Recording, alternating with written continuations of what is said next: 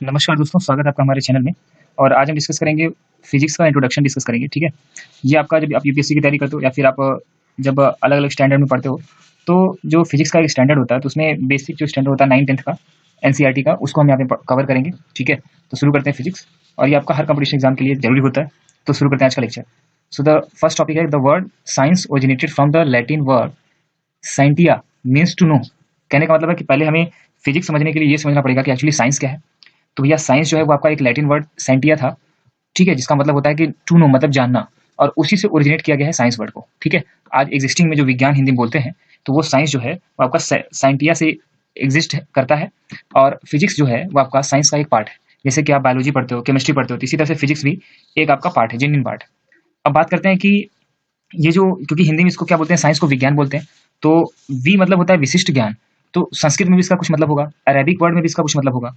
तो उसका उसको समझते हैं। जैसे संस्कृत होता है ना, उसमें विजनान बोला जाता है, मतलब कोई विशिष्ट ज्ञान आपके पास है, तो उसको विजनान बोला जाता है। इसी से आपका, अगर बात करें अरेबिक की बात करें, तो उसमें इल्म्स बोलते हैं। इसका मतलब भी सेम होता है कि नॉलेज मतलब ज्ञान। तो यहाँ पे एक बात समझ में आ रही है कि ज्ञान का अगर विशिष्ट रूप से परिमार्जन किया जाए, विशिष्ट रूप से समझा जाए, तो हम समझ सकते हैं कि वो आपका साइंस के नजदीक का अर्थ को बताता है। सो ऐसा नहीं है कि एंशिएंट टाइम में साइंस नहीं जानी जाती थी, लेकिन उसका कोई नाम नहीं था जो कि इंटरनेशनल लेवल पे जाना जाए। आज की डेट में हम साइंस को साइंस के नाम से जानते हैं, विज्ञान के नाम से जानते हैं अपने इंडिया में। So the science in a broad sense, अगर ब्रॉड सेंस से बात करें, is an old and human species. Human species जितना पुराना है, जैसे कि अगर बात करें कुछ पुराने सिविलाइजेशंस की, जैसे इजिप्ट का सिविलाइजेशन था, इंडिया, चाइना, ग्रीक, इसी तरीके से आपका मेसोपोटामिया का था। तो ये सारी भी जितनी प्राचीन सिविलाइजेशंस थी, तो उनमें भी कुछ ऐसे साक्ष्य देखने को मिल जाते हैं, कुछ ऐसी चीजें देखने को मिलती है, लगता है कि हाँ यार उसमें साइंस कुछ ना कुछ तो थी, ठीक है। And many other vital contribution of its progress. आप जानते हो कि पहले भी आप अगर ग्रंथों को पढ़ेंगे, वेदों को पढ़ेंगे, तो उसमें वर्णित है कई ऐसी चीजें, गणनाएं की गई हैं जो कि आज की डेट में आपका एस्ट्रोनॉट किया करते हैं, ठीक है। तो ये सारी चीजें चौंकाने वाली नहीं है, बल्कि ये बताता है कि ये कुछ और है, बल्कि साइंस है, ठीक है।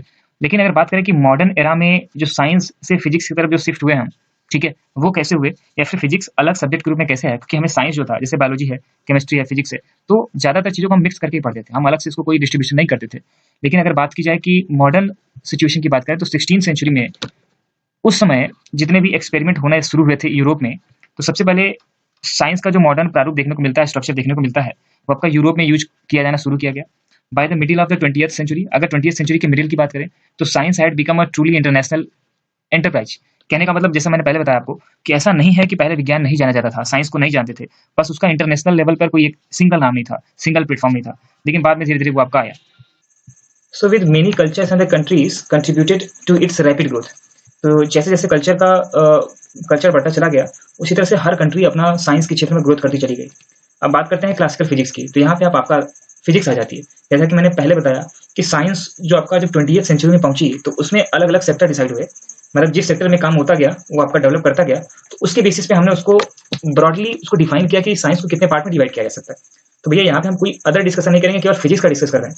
तो फिजिक्स के अलावा केमिस्ट्री और बायोलॉजी, दो अलग साइंस के प्रारूप देखने को मिला था। उतना ज्यादा डेवलपमेंट केमिस्ट्री में नहीं हुआ था, उतना ज्यादा डेवलपमेंट बायोलॉजी में होना शुरू हुआ था, लेकिन फिजिक्स में, खासकर मैकेनिक्स में और इलेक्ट्रोडायनेमिक्स में आपका काफी एक्सप्लोर होना शुरू हो चुका था। तो अब यहाँ पे बात करते हैं कि फिजिक्स जो होता है उसको दो पार्ट में इन्होंने डिवाइड किया। एक आपका था क्लासिक फिजिक्स, जिसमें हम मैक्रो स्टडी करते थे, क्या करते थे, मैक्रोस्कोपिक फिनोमिना जो डिस्कस करते थे, उसको हम आपका क्लासिक फिजिक्स के अंतर्गत रखते थे। जैसे आपका मैकेनिक्स हो गया, इलेक्ट्रोडायनेमिक्स हो गया, ऑप्टिक्स हो गया और थर्मोडायनेमिक्स हो गया, ठीक है। अब थोड़ा थोड़ा अलग से समझते हैं, क्योंकि हमारा बेसिक टारगेट फिजिक्स को पढ़ना है। सो तो मैकेनिक्स जो है founded on the Newton's law of motion.